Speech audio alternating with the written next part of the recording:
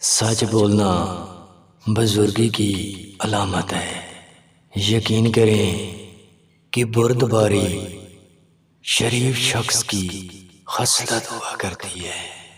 تمہارا برا دوست وہ ہے جو خوشحالی میں تمہارا ساتھ دے اور برے حالات میں تم سے دور ہو جائے۔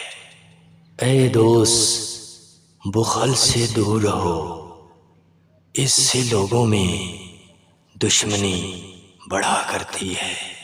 یقین کریں کہ جھوٹی تمنائیں بے وقوف لوگوں کا سرمایہ ہوا کرتی ہیں۔ اے انسان، بے حیا شخص کی محفل سے دور رہو، کیونکہ اس کے پاس بے حیائی پھیلانے کے علاوہ کچھ بھی نہیں ہوتا۔